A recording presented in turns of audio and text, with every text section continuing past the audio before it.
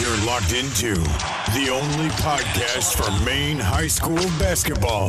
The biggest names, past and present. It's Big Time Hoops, the podcast, right now. All right, ladies and gentlemen, welcome to another episode of Big Time Hoops, the podcast. And we're switching gears, diving into college basketball.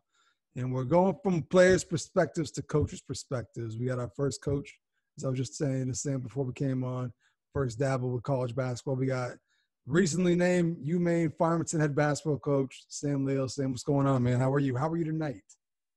Doing well, thanks. Thanks for having me. I appreciate it. Yeah, so just got the job, Just got named head coach couple months ago, or how long has it even been?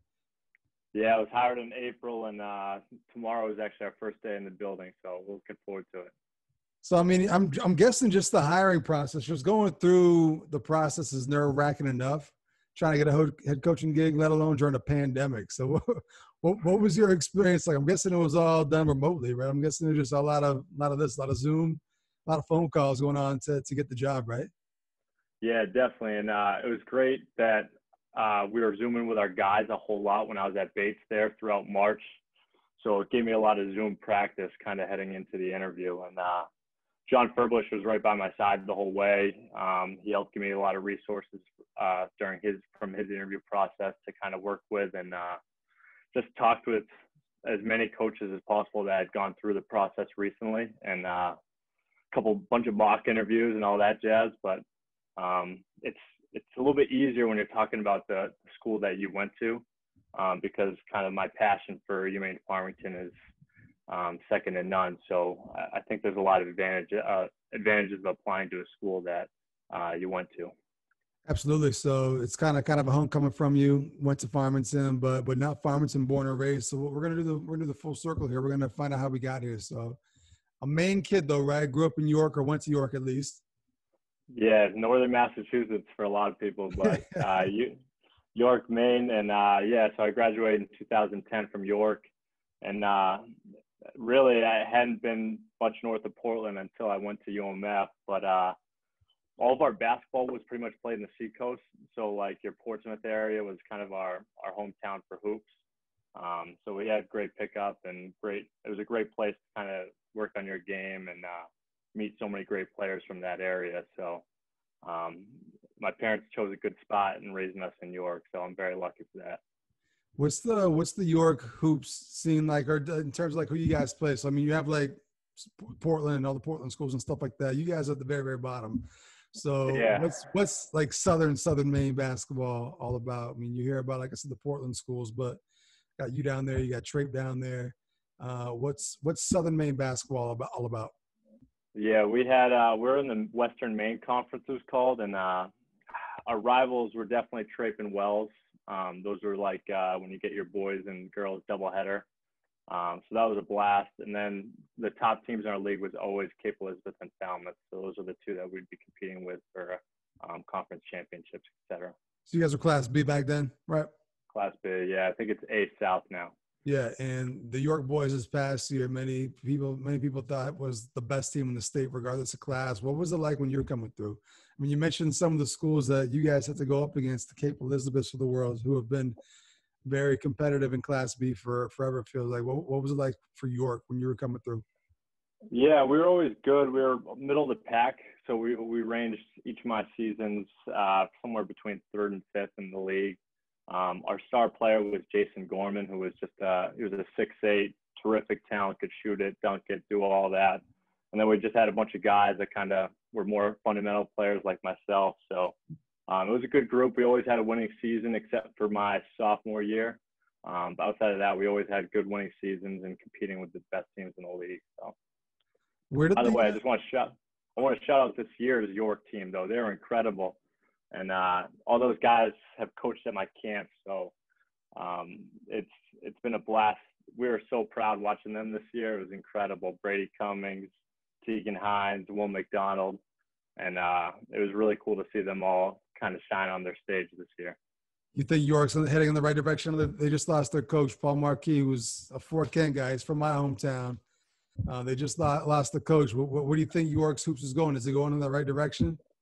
Yeah, they have a tremendous kind of youth program there. So, I mean, those kids are getting excellent coaches, excellent coaching, whether it's from parents in the community, and they're also involved. So all the way through third grade on, they have a great youth program. So I think they'll be good for the years to come. So a little bit of a dip with all that graduation, but they'll be fine. And I'm guessing a place that you're going to look to in terms of recruiting, right? You got that inside track when it comes to recruiting in that area now that you're in the college ranks. I'm guessing that may be a place you go back and look at. Yeah, definitely. And as you know, in Maine, I mean, we have connections in every kind of town in Maine. So every opportunity that these guys are playing a game, whether it's in front of the coach or not, they got to take advantage of that opportunity, because it's always someone's going to be watching, and all of us college coaches will be calling that someone. And we want to make sure that these guys are competing and performing on every night they step on the court. So no doubt. We'll tap into York. We'll tap into York for sure. Smart guy. So I'm wondering what sparked the love of basketball. I mean, you're a young guy, just got named head coach at a college for running a college program, and been basically doing the coaching thing since you got out of college. So what actually sparked it? What was it about growing up in York or York basketball that just sparked your love for the game?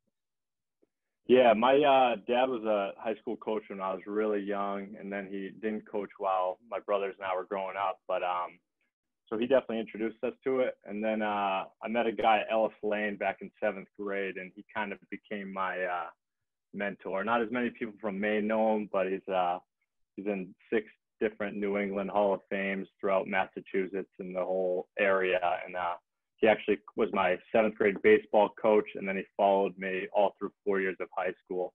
And he just taught me how to do things the right way. And so he was always just such a tremendous mentor and kind of idol through kind of a very impressionable time in my life. So he was the one that really inspired it. And so when I was going into my senior year of high school, it was University of Maine, or University of Maine, and Farmington was definitely the teaching school. So I wanted to go to Farmington and be a teacher coach. So before you get to Farmington, I got a question for you, because it's got to be different in Southern Maine. So I always wonder this sometimes, like, what's the cool spot to work at in high school in York? What are the good summer jobs for a high school kid in York? Because I only know York as a tourist going down there and visiting. As an actual resident, like, where's the cool spots to work at if you're growing up in York? My first job was when I was 14. I was working at Stonewall Kitchen because my mom worked there. So I did that for a summer, and then I was part of the parks department. So mowing all the lawns and doing all that for the town. It's not a bad gig right there, though. Yeah, and the worst part about it was the trash on the beach. So we did all the trash runs for the beaches and stuff.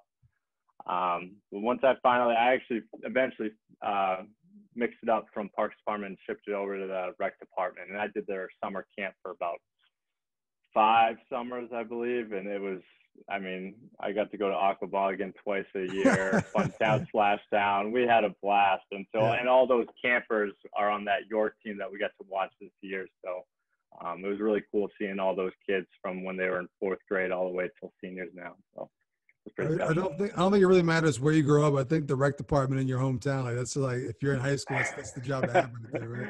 Absolutely. I would totally advocate to anyone. Yeah. So went on and played in college, went to Farmington, and played for a legendary coach, the guy you're actually replacing, Coach Meter. So what was it about Farmington? You mentioned wanting to be a coach, wanted to be a teacher. Was that pretty much it, just a natural place to kind of go there because that's what they're known for, or was there more to it?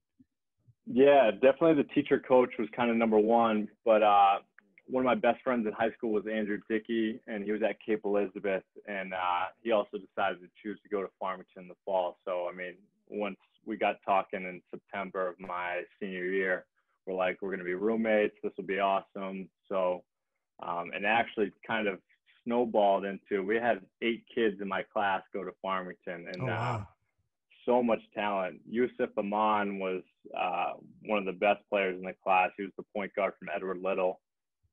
Ben Johnson is all over the record books. Was from Marana Cook. Nate Carson, Garrett Clemmer, Connor Hassan.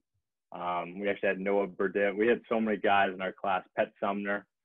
So it was a tremendous group, and that's one thing that's kind of cool about Farmington is that you played against all these kind of players in the state, all growing up, and then you kind of get to band together now in college and take down some other teams. So you go from being kind of competitive opponents to being teammates, and it was a really fun transition for me.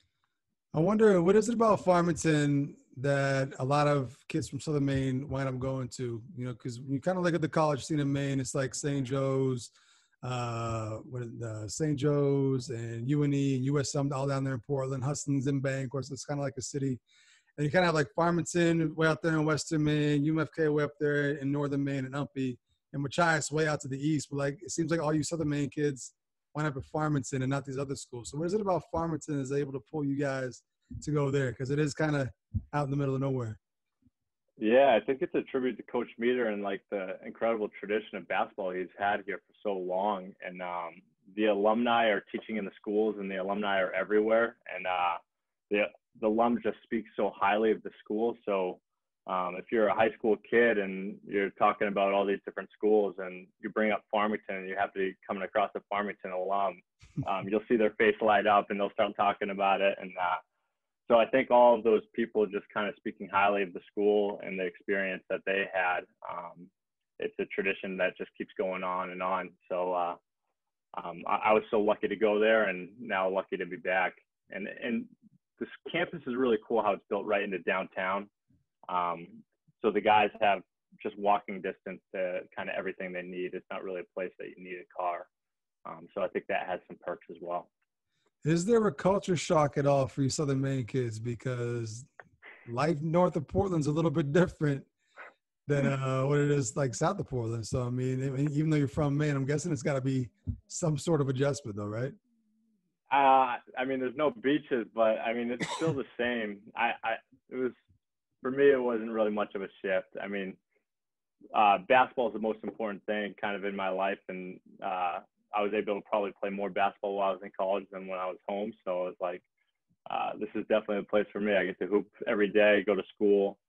And yeah, and I got myself right involved. I was teaching the gym classes the second semester of my freshman year. So I had all these work study jobs and things like that while I was going through that.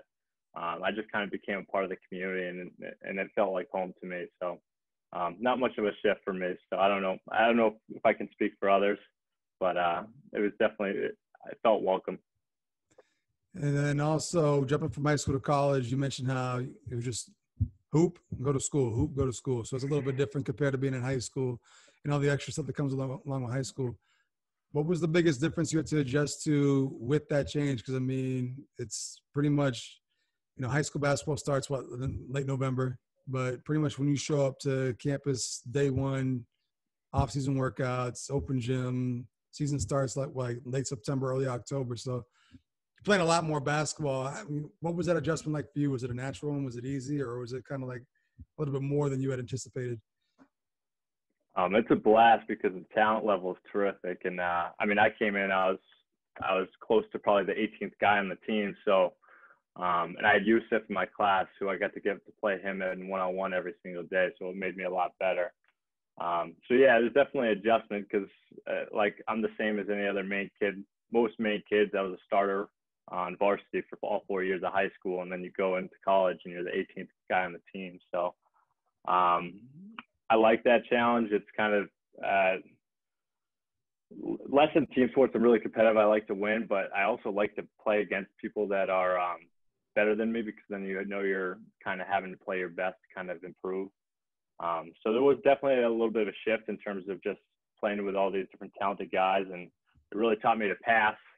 So anyone that knows me now, that they know that Sam doesn't shoot the ball at all, and it's just it's because I had so many talented teammates. I knew the best shot on the court was if I could find a way to create them an open shot. So I learned that pretty quickly once I got to college. You mentioned Coach Meter being a big reason for why you decided to go there versus somewhere else. What is it about Coach Meter? What is it that he's built there that you kind of feel from day one in terms of culture and just the vibe that he created during his time there that just makes it so attractive and just kind of sucks these kids in?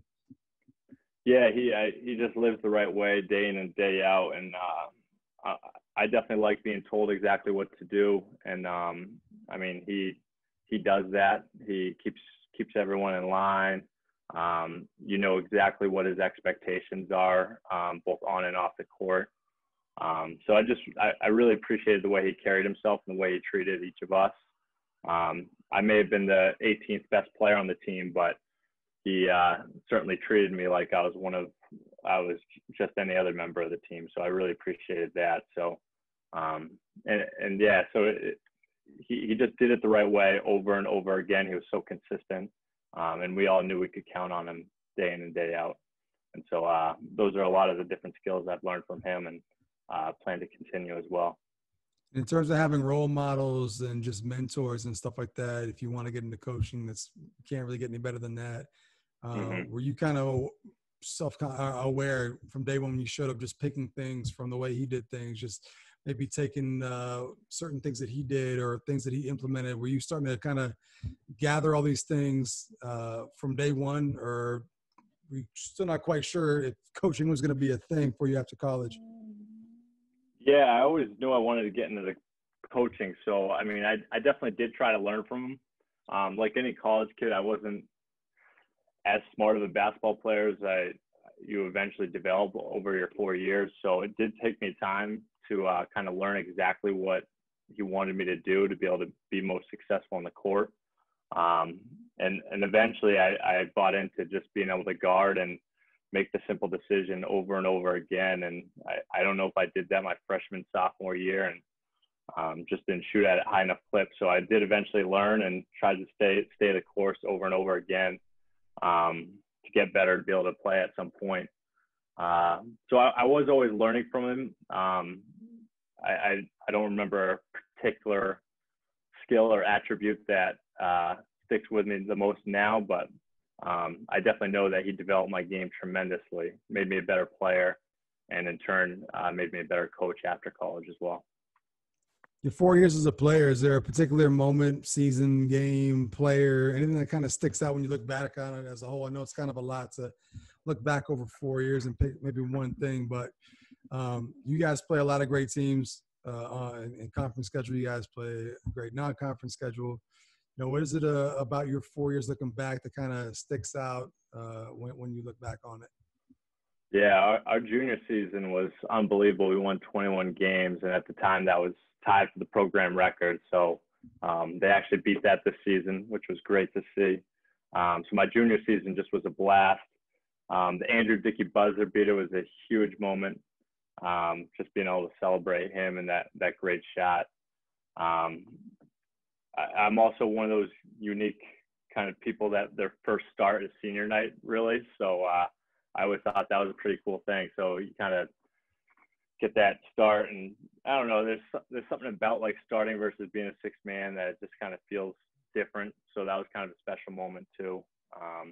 And we ended up making a nice little run at the end of my senior elite year and lost in overtime and to Husson. But to be able to go through it with that class I had, I mean, a lot of us, not myself, but some of my teammates were starting as freshmen all the way through senior year. So to go through all 4 years with that talented of a group was a pretty special experience for sure. And for those that haven't been to a Farmington game, what's that environment like? What's the home court atmosphere like for a Farmington game when a big rival comes into town? What can fans expect if they've never been to a Farmington game? How would you describe it?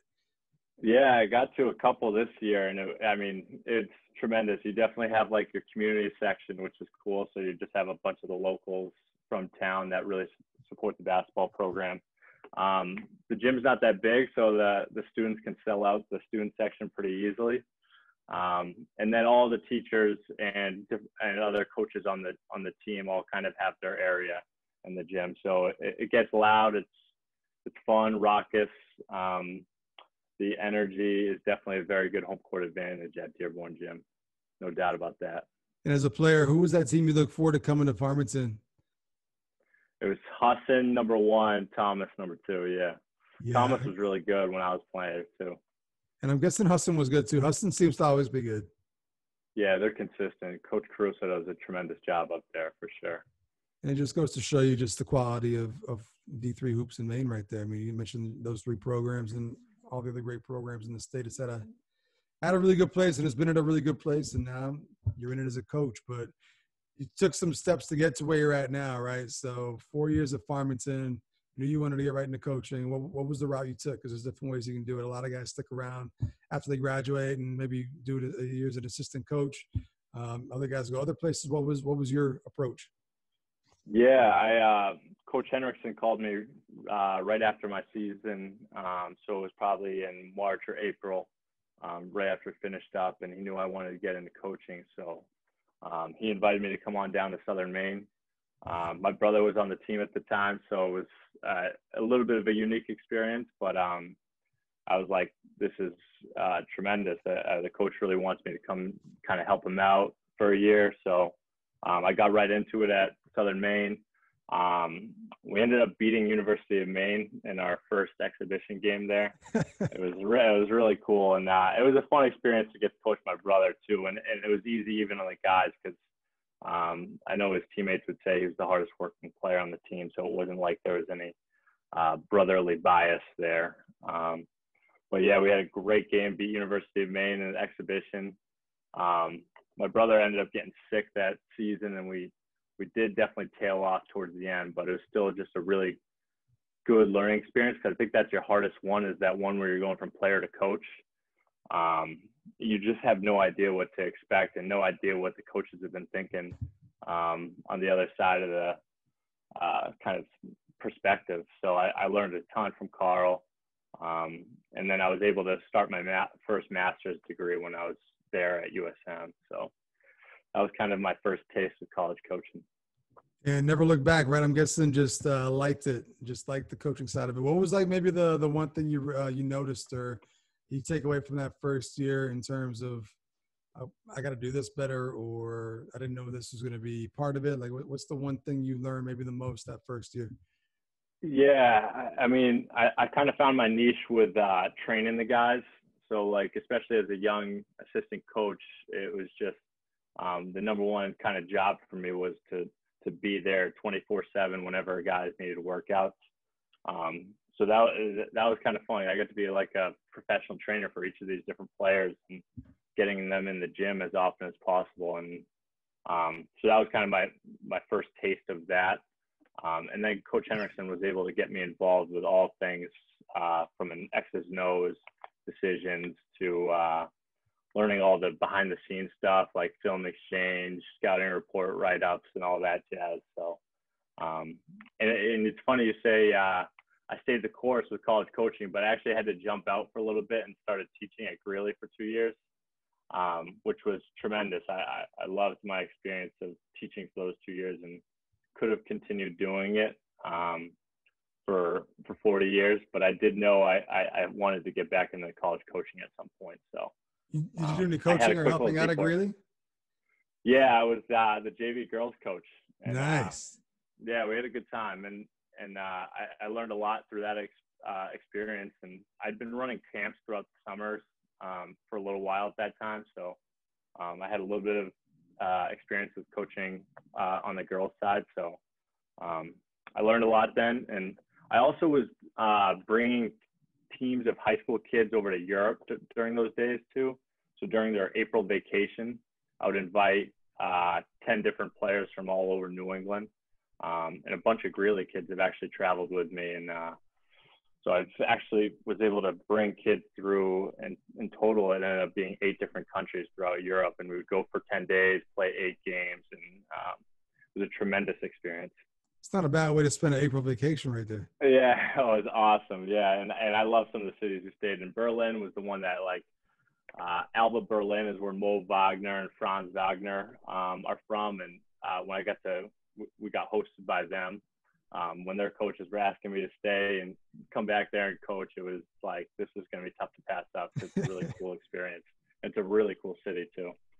But ultimately passed it up and got back into the college ranks. So we went from USM to Greeley for a couple of years. And what was the next stop after that? Yeah. So while I was teaching, I played a lot of basketball. Class Ax is kind of a men's league a men's program that's been going on for about, I don't know, close to 40. We had our 40th kind of year anniversary just a couple of years back. And it's an incredible group of guys.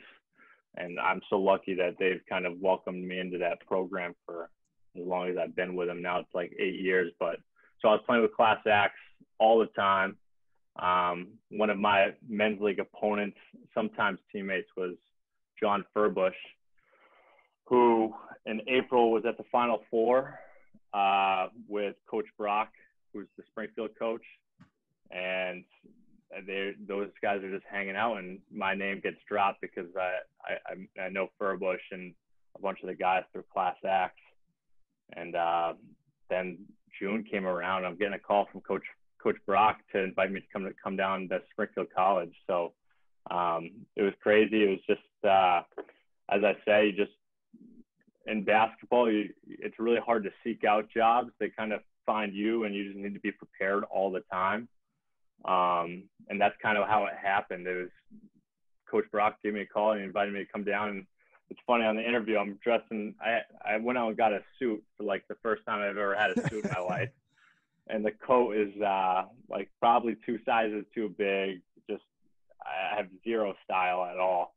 But I'm walking into this fancy interview, I think, down at Springfield College for this graduate assistant job. And I walk in the office, and it's Coach Brock, and he's got like his managers, players just hanging out, and I think they're having lunch. And I'm thinking I'm like coming in the most formal interview of all time. And I was like, can I take this like jacket off? I'm sweating like crazy.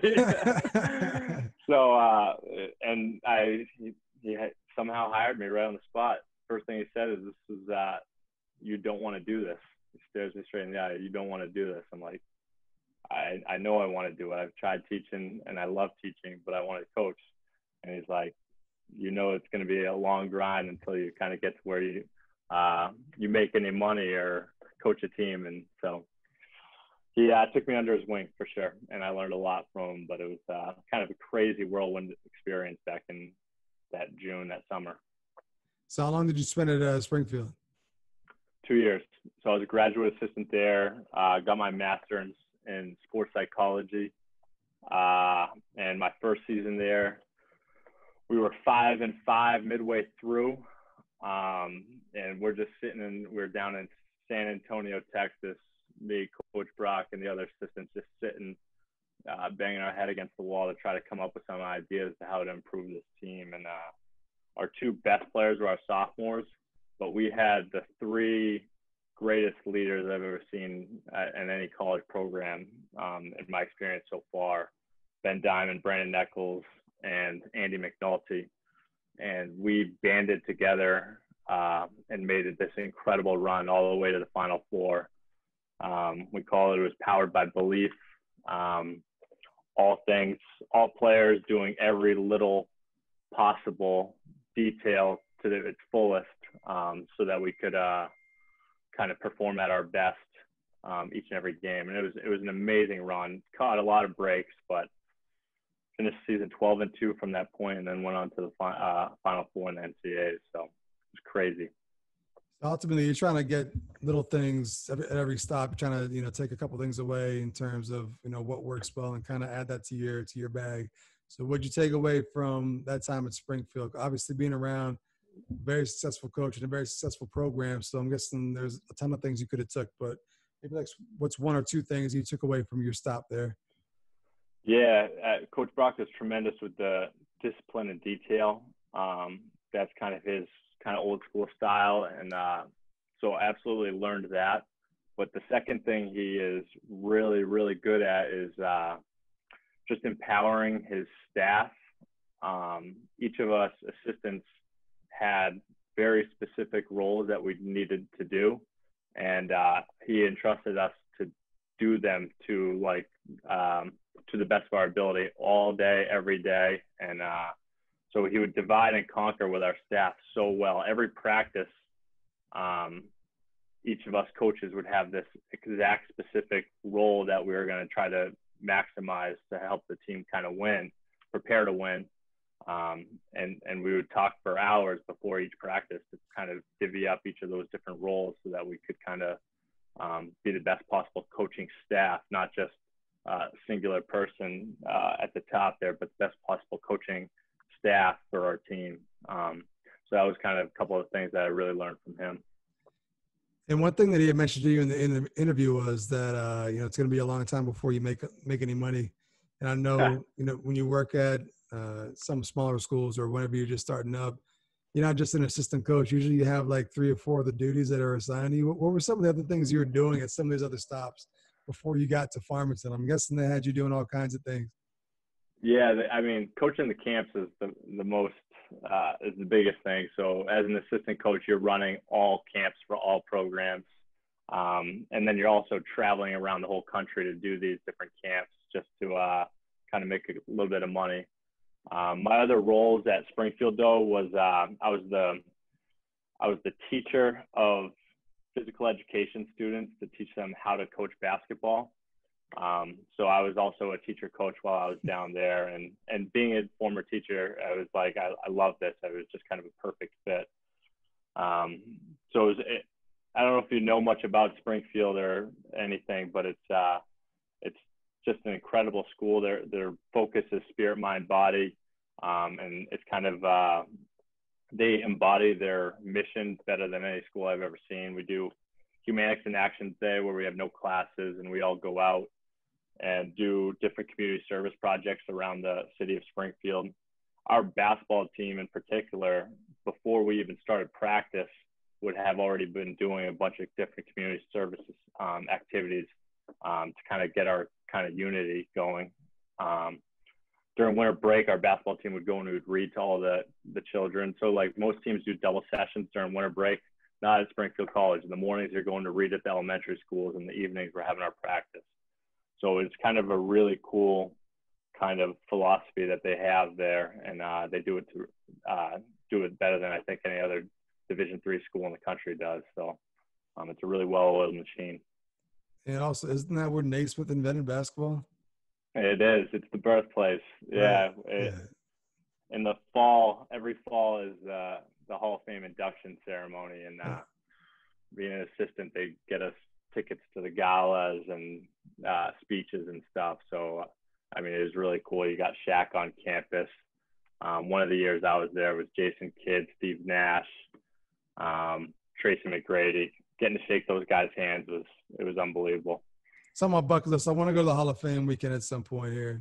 That's something I want to do. Check that out. So it's worth it. There's so much history in there. You could read in there for a whole day. It's incredible. Yeah, days, absolutely. I should say. You won't even cover anything. Yeah. So came back to Maine, right? Did a year at Bates. Was it from Springfield to Bates, or was there another stop in there?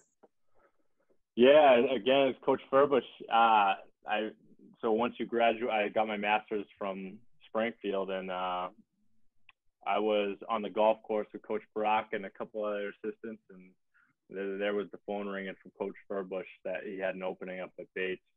And I mean, on the golf course, I was lucky I was with people, because if you're golfing alone, it's the worst thing in the whole world because you can't celebrate or fist bump with anyone. But I was on the golf course with my friends, so it was a pretty energetic experience to get that call, and he invited me up for an interview, and it was great to come back to Maine. I was thrilled to do that, and I was thrilled to be able to coach with Coach Furbush, because I had heard so many great things about him and kind of knew him a little bit through that men's basketball experience. And also just another great program to kind of be attached to and to learn things. Ultimately, your goal was to be a head coach of your own program. So I'm wondering, being so young, were you ready for the opportunity to be there? Like, were you prepared that if the opportunity came for a head coaching gig that you were going to be ready to take it, or were you still in the mindset as assistant coach? That's what I'm going to do. I'm going to gain that experience. Or were you ready to make the head coaching jump whenever that came? Yeah, I absolutely was. And I mean, one of my mottos, like I said, is just kind of the will to be prepared at all times. And even when doing the interview with Coach Furbush, I knew that the Farmington job would be kind of getting close to maybe opening sometime soon. And he respected that. And the other thing about that, though, is you're never looking forward. It's so important to be, as an assistant coach, be where your feet are. And a lot of people call it like a little bit of a chase, as like you're trying to go from here to there to there. But the only way you're getting your next job is if you do the absolute best of your ability at the place you're at. So I continually remind myself, even if there is like a job on the horizon, again, I'm not seeking out that job. I got to do the best possible work where I am. And that was for Bates College and with Coach Furbush. So I was able to stay focused and just kind of be prepared whenever that interview happened. And it happened this past spring, and ultimately got the job. But you're not coming into a normal situation. We got a worldwide pandemic going on right now, so challenging enough. Probably taking over a program. What are some of the additional challenges that COVID is providing you on top of just trying to get acclimated to a new school, new gig, new players? Like how has COVID made it even more difficult? Yeah, just same as everyone, to go from a whole summer of normally being in a gym, working camps, traveling around the whole country and stuff, to being locked in my kind of apartment. And I mean, I've been the same as anyone. I just need to stay busy with different things. And whether that's hiking, I've done more hiking, more golf, more walking, reading than I've ever done. I think I've actually read 8 books this summer, which is something I've never done in the past. So I think there's been a lot of good things that are coming out of it. Like everyone, I had to develop some type of routine. One of my good ones is my best friend. He's my accountability partner. So when I wake up in the morning, after I have a cup of coffee, I text him 3 things that I want to kind of do that day and accomplish. And then at night, I do 1 out of 3, 2 out of 3, 3 out of 3, just so that you're not wasting any single days, and trying to appreciate this time to be able to kind of read and get things done and also enjoy yourself too. So it's been a weird summer for all of us. And the hardest part for me is I'm trying to relationship build with the guys. And it's been mostly through text, Zoom, calls, et cetera. But we're looking forward to seeing them soon on campus. Yeah, so you're coming into a situation too where you're kind of inheriting players. You know, you don't have anyone here yet that you've actually brought in. What kind of challenge is that like? Because I'm guessing all those guys probably went there to play for Coach Meter. Now they got a new coach who they have no experience. Like, what kind of challenge does that present? Just trying to forge that relationships and do it in a pandemic. How has that been challenging for you?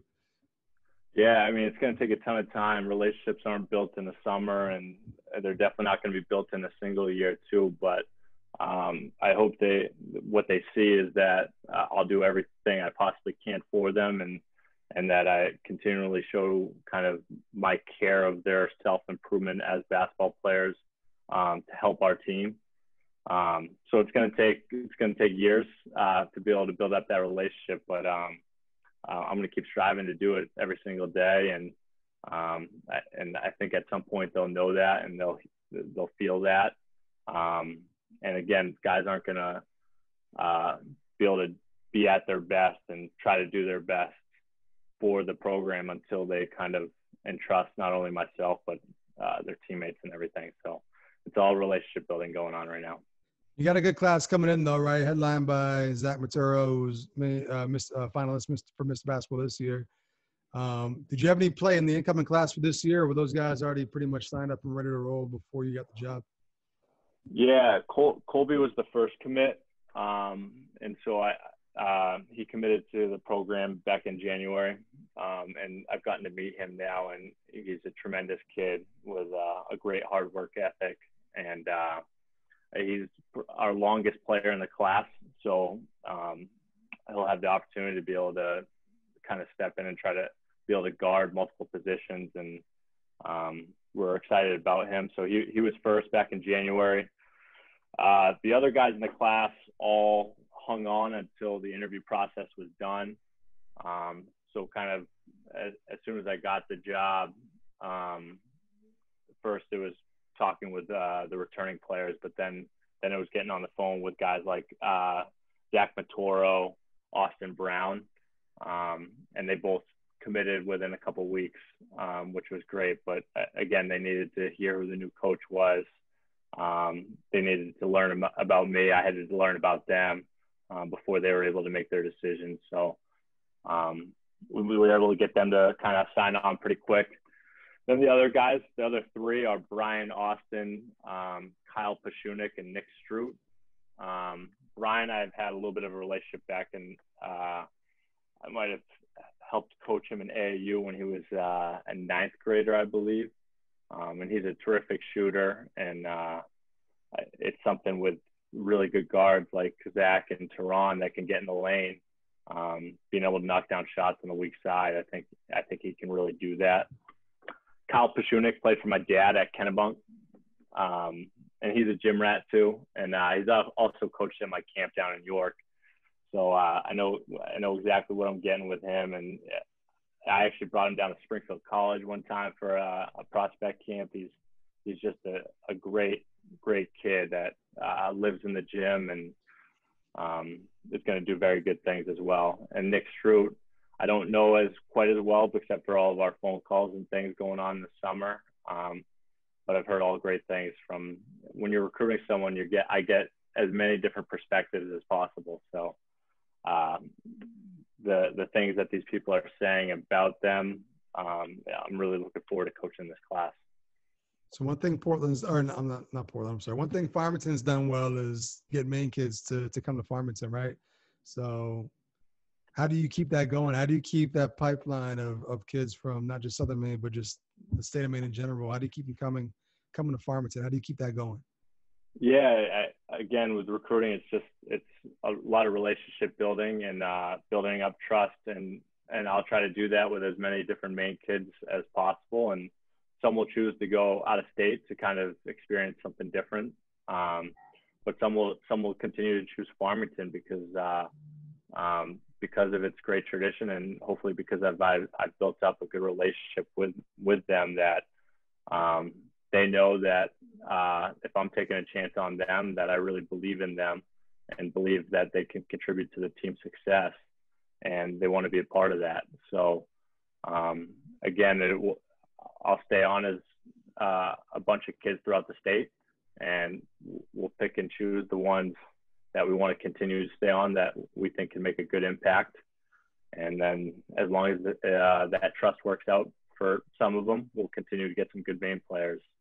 So yeah, and I think it really helps that there's so many Farmington grads that are coaching around the state, and they're able to advocate for us, and they all have become teacher coaches as well.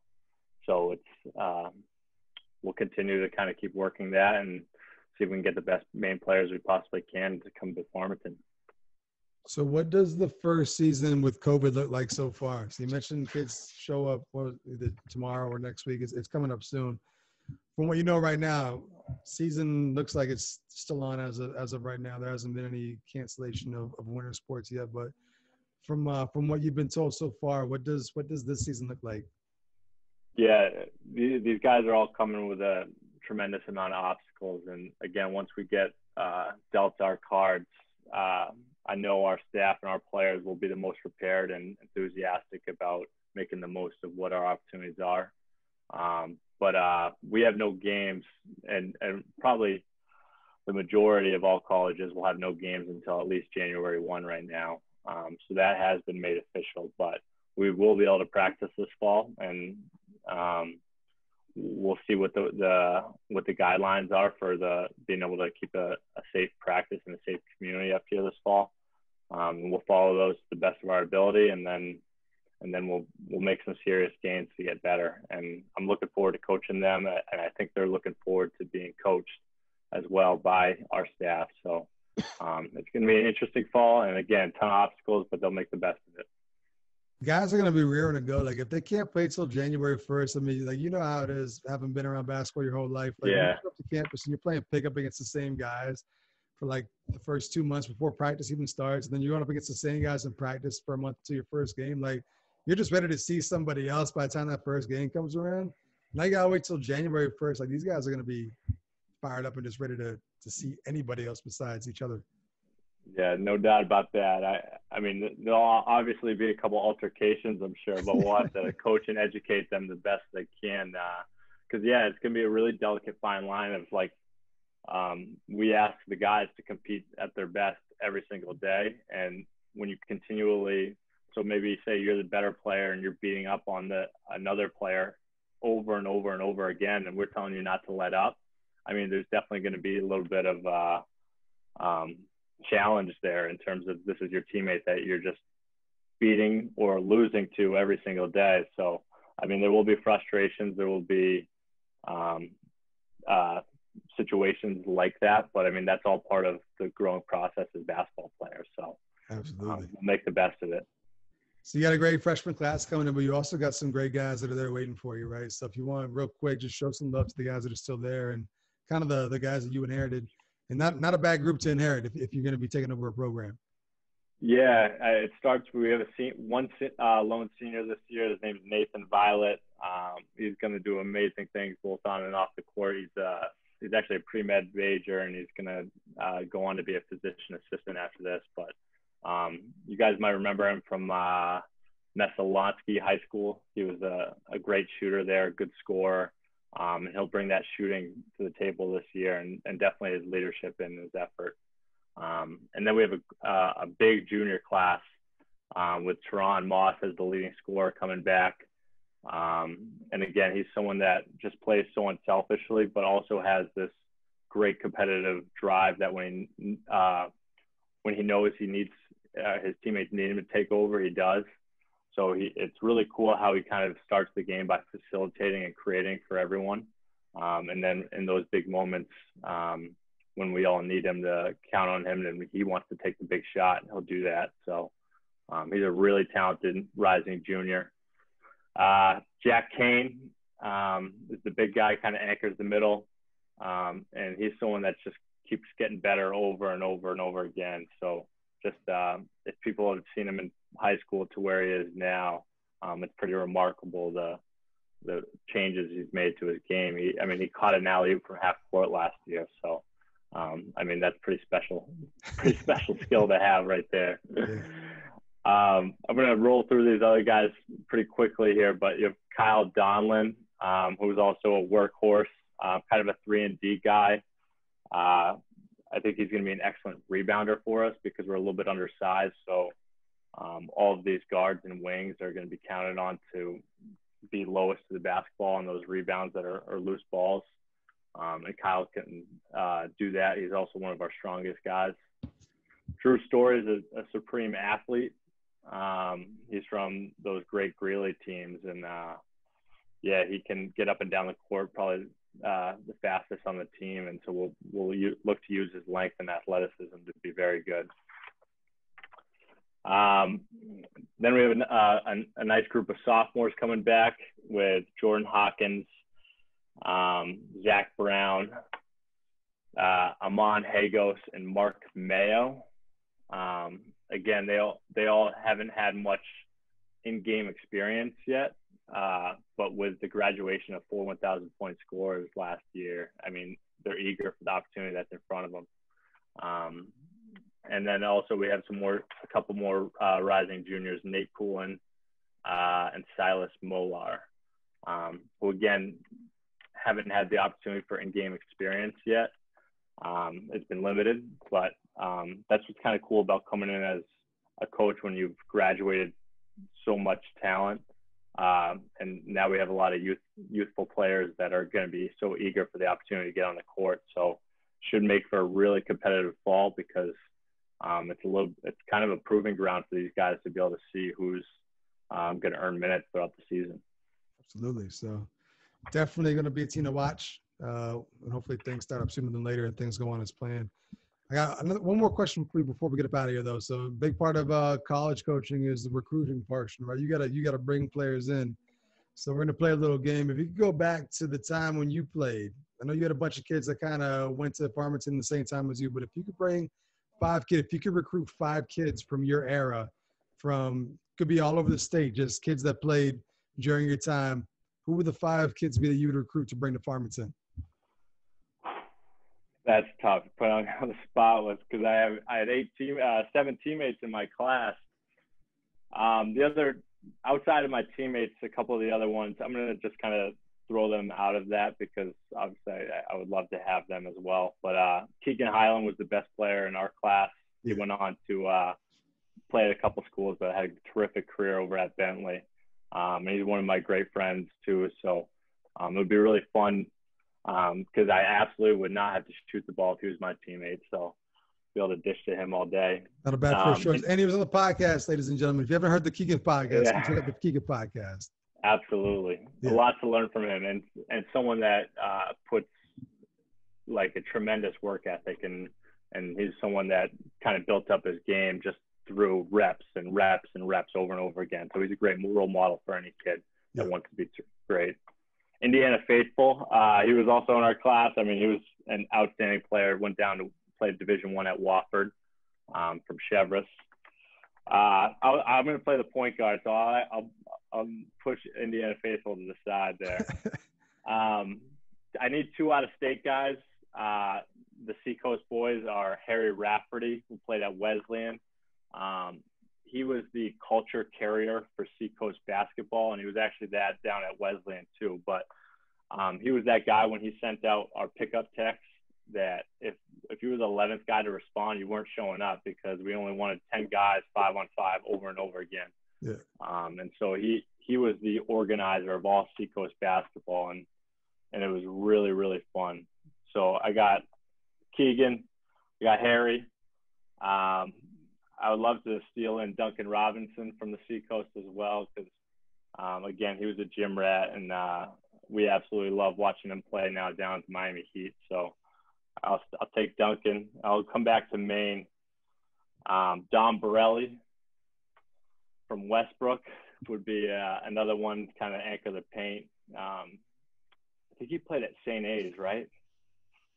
Dom Borelli, do you remember? I don't know where you wound up. Yeah, I think he played at St. A's. He was a terrific kind of inside-out basketball player. And lastly, I usually always run with my brother, so I'll take my brother too. And so he's a couple of years younger, but most guys know he's one of the better players in the state as well. Not a bad little class that could have been right there. Not a bad way to build a program right there. So yeah, great news. And shout out to Duncan Robinson real quick too. I'm a huge Michigan fan. Michigan is my school, and I don't to think that he would be what he is right now. I mean, I loved him at Michigan. Like I think he was my favorite player when he was there, but he's balling right now. So shout out to Duncan Robinson. Absolutely. He was just recommended a book the other day too. The Obstacle is the Way. So I'm going to be checking that one out. I'm going to try to order it on Monday. Absolutely. The Obstacle is the Way, and that's perfect for the kind of this time of year when. I mean, obviously, we're all in the face of a pandemic, so got to kind of take on these obstacles head on and make the best of them. Absolutely. So before we get up out of here, I always give my guests a chance to have the floor before we leave. If you want to do a little recruiting right now, if you want to send a little message out to anyone in the class of 2021 and pitch Farmington a little bit or whatever you want to say, this is your chance to say your piece before we get up out of here. No, I'm not going to do that. I'll stick with I'm just thrilled our guys are on Tuesday. Our guys are moving up, so I can't wait to see them. So the freshmen are moving up on Tuesday, and then the following Tuesday will be the returners. So I'm just thrilled to get going with them and try to help support them through this kind of challenging time, and we'll make the best of it when we can get on the court and get in the gym for workouts. And again, thank you for all you do for kind of giving some exposure for these Maine high school athletes. So I'm a big fan. I've listened to a bunch of the different podcasts. So continue to keep doing the great work, and we appreciate it. Love doing it. All I can say is I can only imagine how excited you are because this is always one of my favorite times of year because I grew up in a college town, and when I was a kid, like I loved it when the college guys came back because that meant open run, watching them play, and then when I got a little bit older, being able to play once everyone came back. So like this should be one of the most exciting times of the year. And hopefully with everyone showing up this week, things getting back to normal. So best of luck to you guys. Definitely going to be checking you guys out this winter, and hopefully everything goes good. So best of luck. Thank you for coming on. And if things go good, we'll have you back on during the season and just check in and see how things are going out there in Farmington. Awesome. Thank you. Have a good night. That's going to do it for this week's episode, ladies and gentlemen, of Big Time Hoops, the podcast. Shout out to Sam for coming through. Make sure you check out all of our previous episodes on YouTube, Facebook, Apple Podcasts, Spotify, Google Play. They're all over the place. Check those out, and see you next week with another episode of Big Time Hoops, the podcast.